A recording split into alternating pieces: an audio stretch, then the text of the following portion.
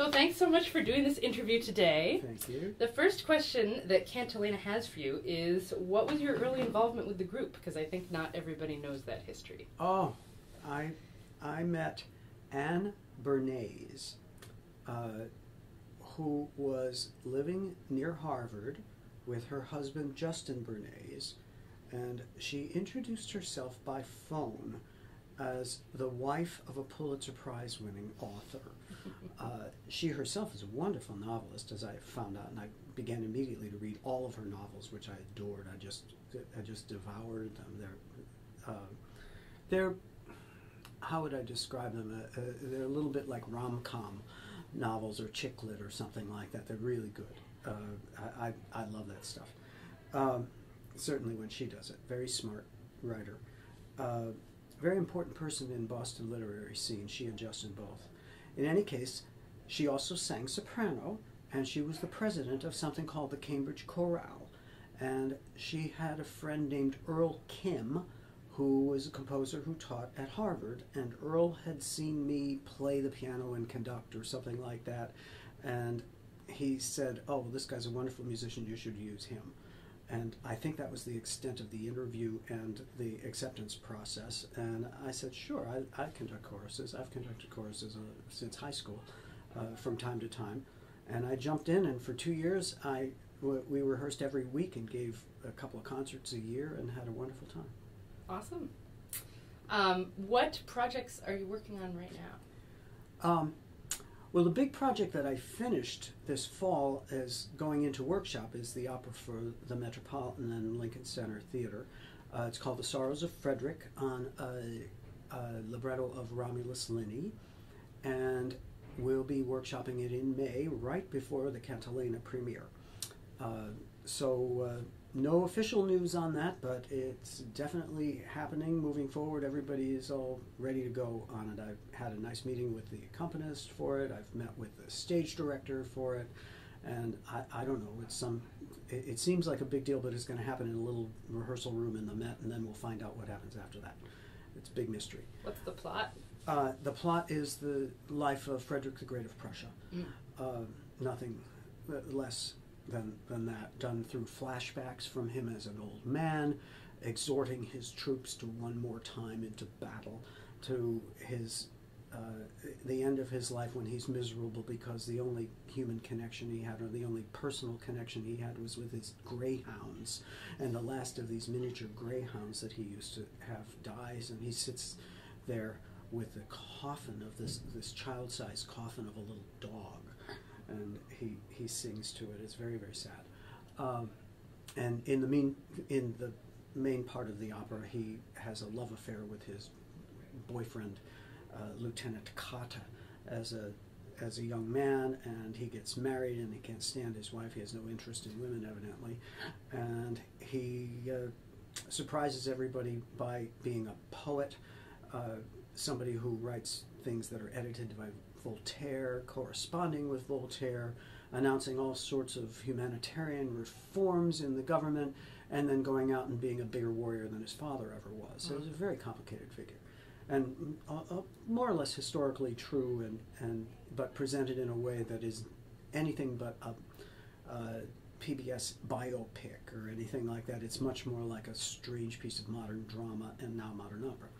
So there's a lot of great stuff in it. The Act One curtain has his boyfriend Kata. His father has discovered them and has him have to watch his boyfriend get beheaded. Oh my gosh! So it's quite operatic. How on earth do you handle that on stage? I can't imagine. Oh well, many ways. Blackout. That's all. Oh, okay. That's all. It's just that's the end of the act. He's forced to watch. Kata is there and put on the chopping block, and there's a big chord and a blackout. Wow. It's quite thoroughly dramatic and operatic, and should be lots and lots of fun. Kata is a countertenor, by the way. Excellent. I used a countertenor for that role. Frederick's a baritone. Mm-hmm. Anyway, so there's that project. Then there's another opera that's coming up that I can't talk about in detail, except to say that it will be premiered in Boston in September of 2016. looks like we'll have a very cool stage director on that, somebody who's worked a couple of times at the Met named Julian Crouch. Julian did the wonderful video projections for The Enchanted Island at the Met, if you ever saw that. Baroque pastiche is beautiful. And he did a production of the Philip Glass Satyagraha that was widely praised at the Met a couple of years ago. So anyway, so he'll be working on another opera, and it looks like we'll get Ann Manson to conduct it. She was my conductor for Democracy at Washington in 2005, and she's also conducted lots and lots of New York and regional. She's a big name. That's yeah, great. She's great. So that should be nice. Then I have a orchestral piece for this summer with the Youth Orchestra of the Americas. Will be premiering it in Panama City in July. And then a larger version of it in January in Canada, in Manitoba. Fantastic. So I'll get to see what Manitoba is like in January, and I'll be dressed warmly for that. So I'm traveling around and trying to get lots of things written. And fortunately, I got a MacDowell Colony residency for August that will help me to get some of this music written. Incidentally, I just saw in yesterday's New York Times that during my residency at MacDowell, the MacDowell Medal will be given to none other than Stephen Sondheim. Really? So I will be there. Oh, how lovely. When Sondheim gets the medal. And super well deserved. Yeah. That's very exciting. Have you met him? Several times. Yeah. I've conducted his music. I've taught courses on him, and we've corresponded quite a lot. What's your favorite Sondheim show? I don't know, Merrily. Merrily. I mean, hard to choose. It's so hard to choose. Whatever one I'm working on at the moment is Forum, Assassins. Probably Assassins, really, but anyway, whatever. Now, so you just mentioned that you had some vocal stuff coming up and some instrumental stuff coming up. Does the process, how does your process for composition differ? Oh, these are all vocal pieces, actually. Even the orchestral? The orchestral is actually a baritone and orchestra. Okay. It's an interesting project, that one. It's settings of poems by a Chinese poet named Wang Dan, Wangdan. Wang Dan was one of the Tiananmen Square protesters in 1989, spent the next 10 years on and off in Chinese prisons. And he wrote some poems, and they're not, I hate the Chinese government or anything like that. They're odes to freedom and to friendship and to the people that he's missing. And so it's very, very beautiful poetry that was introduced to me by my friend Xiaolin Liu. And Xiaolin knew Wang Dan, introduced me to Wang Dan, and read to me the Chinese and then translated it for me. And together we've translated them into English for setting. So Xiaolin and I have translated them, and we'll have some performances coming up of these wonderful songs. And I call the piece 200 Dreams from Captivity. That actually leads into another question, which is that do you usually write in English, or do you sometimes set other languages? Do you have a preference? I set a French letter by Bourget a couple of years ago. Bourget is the poet who did Bossoir for Debussy, and he wrote a letter to Isabella Stewart Gardner, of all people. And I was commissioned to set a bunch of letters that were sent to Isabella. So my piece is called Letters to Isabella, and one of them was from Bourget, and it was in French. I had a good time doing that. Otherwise, haven't really had the occasion to send things in other languages, and I speak French well enough that, and I've known French all my life in some form, so it's comfortable for me to do. But languages that are less familiar to me would be a bit of a strain, I imagine. I'm not sure it would be the first thing I would do. Mm-hmm. Now, as for instrumental music, what percentage of your work involves the voice? And I'd say maybe 30% probably involves the voice at this point. I've written a lot more chamber music and orchestral than vocal music, but I've been involved with vocal music so much all my life That's a pretty high percentage, actually. It's not Menotti and Rorem percentage. Even Rorem actually has written a lot more instrumental music than you would think. But Argento is probably largely a vocal composer. Several of us are. Mm-hmm. I consider myself one of the people who really cares about singers and about text and about drama, as opposed to those geniuses who I admire very much, who think about brand new ways to organize music without reference to drama or words or notes, and to me that's like chess masters or physics professors or something like that. I think it's amazing that you can do that, but I just don't think that way. And your lines are very singable. Like, is that just natural? Do you sing the lines to yourself? I wouldn't. I sing everything. I probably sing my instrumental lines, for that matter. Of course, I'm a singer. I mean, not a singer, God knows,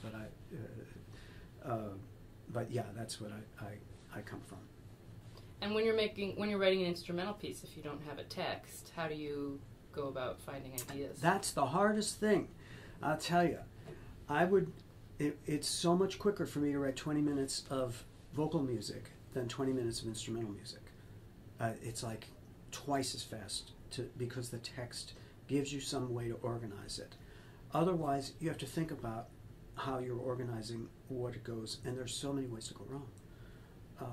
With a vocal text, there's only so many ways you can go wrong. You can go wrong with anything, but and say this is no good, I have to redo it, and that's what one always does. Every composer has to rewrite things. Any composer is serious, but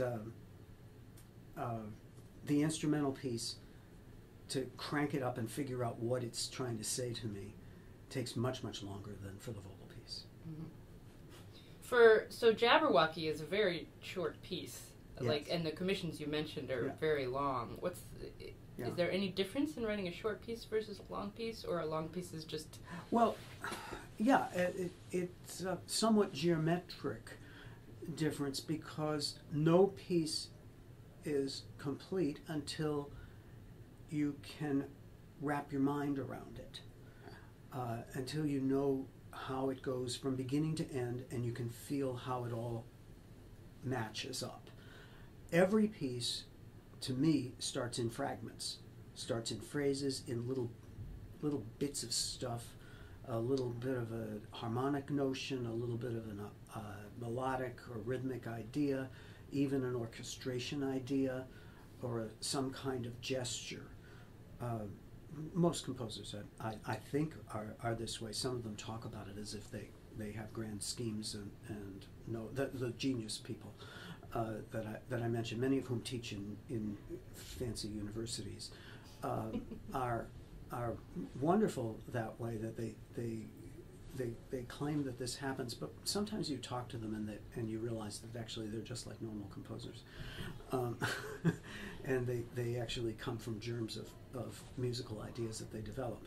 Certainly that's how I do. So in the Jabberwocky, I certainly had pages and pages of score before I came to measure one, and where it was probably not measure one anyway.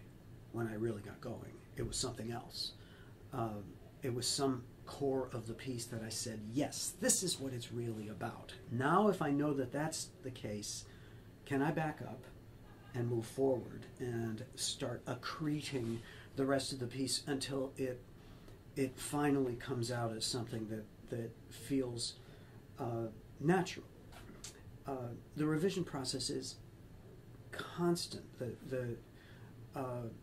and painstaking, multiple iterations of practically any piece, whether it's a short piece or a long piece. I love what I think John Kenneth Galbraith had something to say about revision. He said that it is about the 12th draft that my writing achieves that note of spontaneity for which it's so well known. If you can work at something hard enough, you can make it sound natural. So that's always the way. A shorter piece, a 3-minute song, actually, I've been known to do those in a couple of days. But a 5-minute choral piece with intricate writing or something like that, or in this case of the 6-minute orchestral song that I'm writing, is quite a longer project. Do you remember what one of those musical idea germs was with Jabberwocky? I should have no, I need my sketch pad, and I'll share it with you sometime, but I don't have it today. I should have brought it today. To look at it and say, oh, look at this ridiculous idea I had down there. I know why I said that. And I always go, before I do the real draft, the first real computer draft, when I start typing it into Finale and putting it out on a computer paper for myself, right before that, I know, when I know basically where the thing is, I go back to all my earliest sketches and I look at them and I say, oh, there's that little idea there. You know, that actually isn't wrong. It's just I didn't realize what it was doing.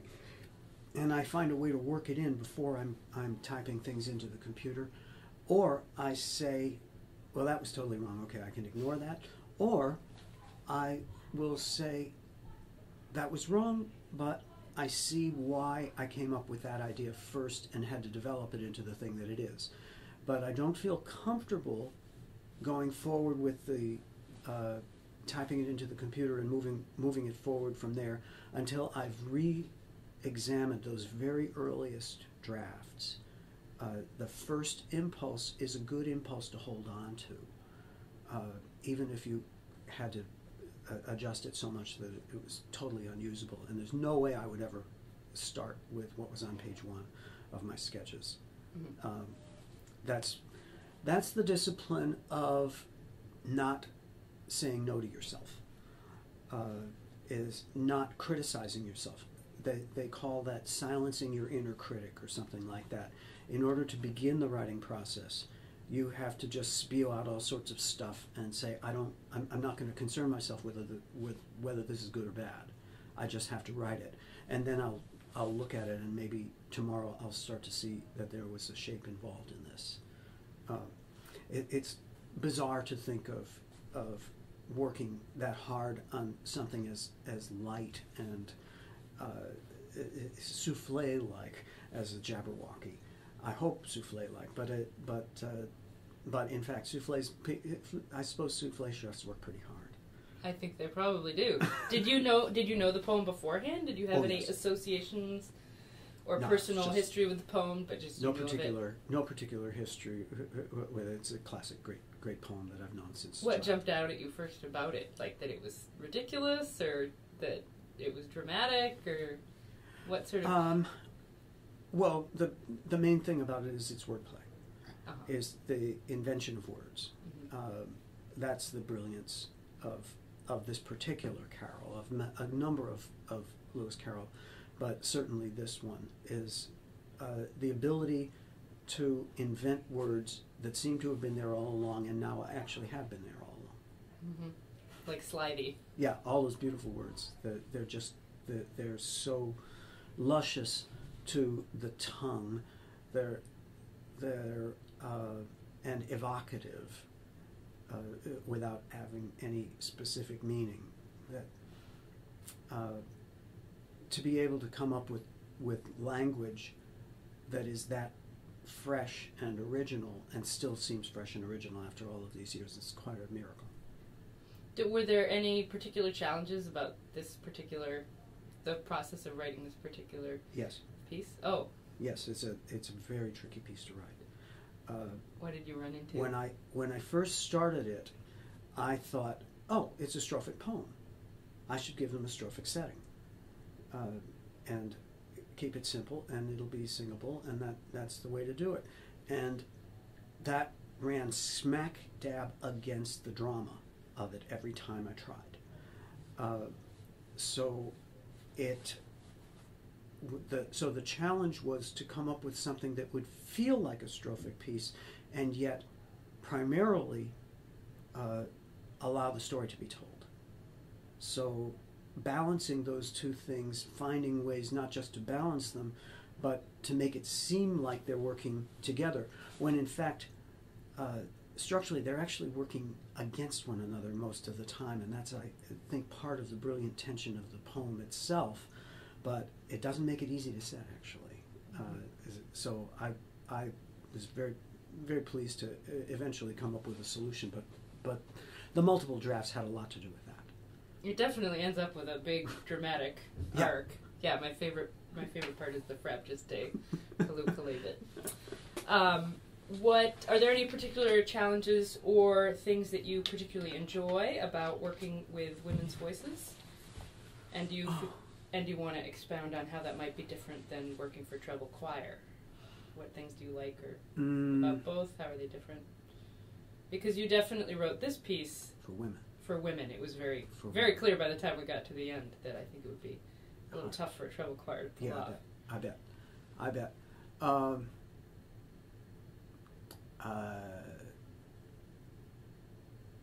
I pass. I've no. Because you've written for treble choir. No, before. I have written for treble, and I've written for women as well. And of course, I conducted this group when it was women. When I conducted it, so.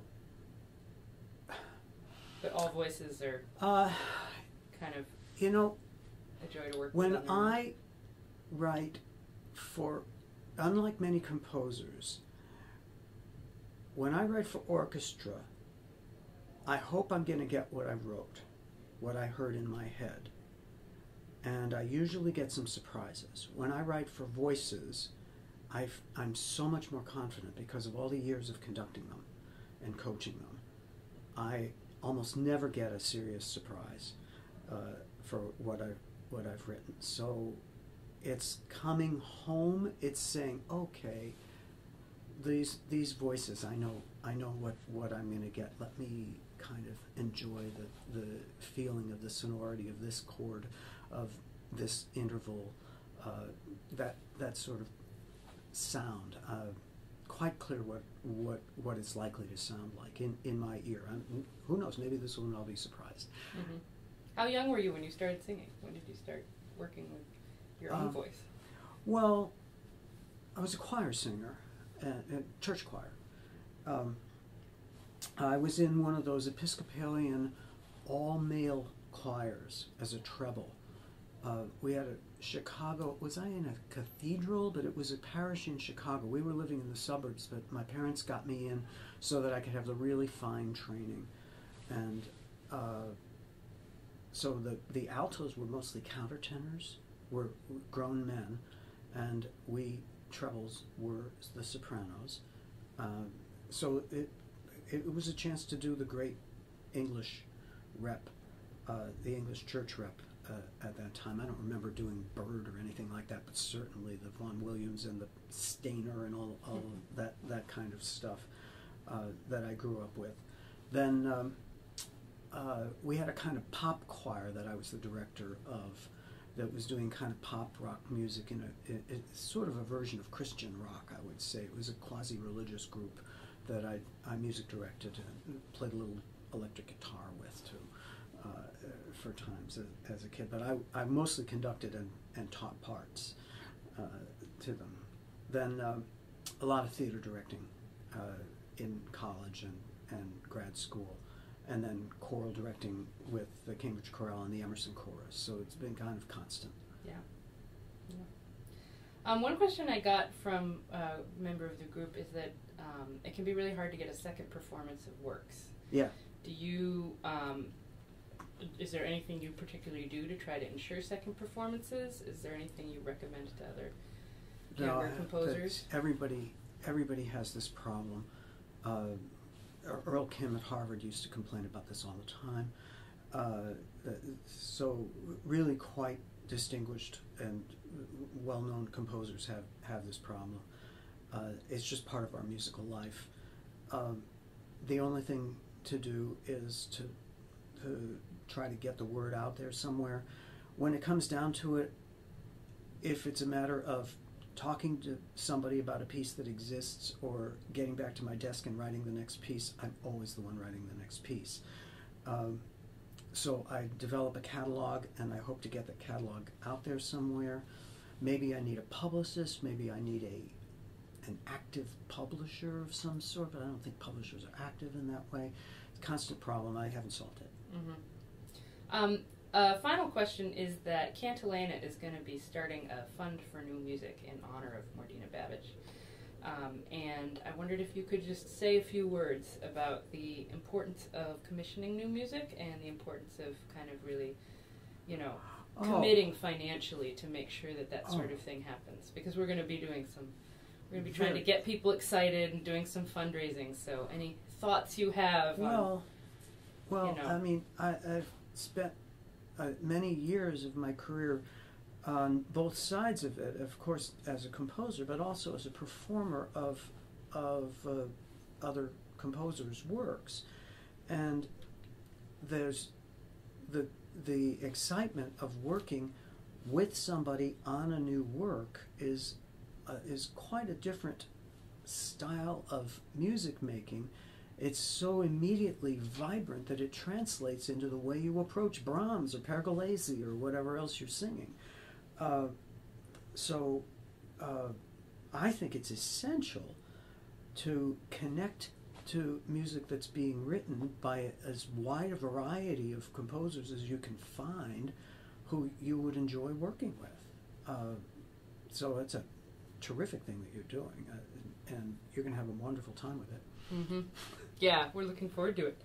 And do you have any words for any younger composers who might watch this video? Any advice besides keep plugging? The younger composers, absolutely. Write for your friends. That's what we all do. We write for our friends. We write for our friends our entire life. Even if they become new friends because they've connected to you through the music, but it's an organic process. It's very easy for composers to get stuck at the desk and to be coming up with things and to say, what is my next great thought? But it's a much more organic and human and normal thing to do, to think in terms of writing for the next person. And for a person who's in your life who would like to bring something else to that music, and the weave of musical ideas between you and another musician, among you and a bunch of other musicians, is what keeps you alive. We all know that music is a terrible way to make a living. Anyone can tell you that, but it is not a bad way to make a life if you want to go at it in that way. If you don't get discouraged because you're not getting famous or rich at it, you won't probably, but you can connect with other musicians. You start with the people that you already know and that might be interested in a work of yours, and you will find that you can develop in that way. That they will teach you about your music as you teach them. Wonderful. Thank you so much for doing this interview. Thank you. And thank you for the piece. Thanks a lot.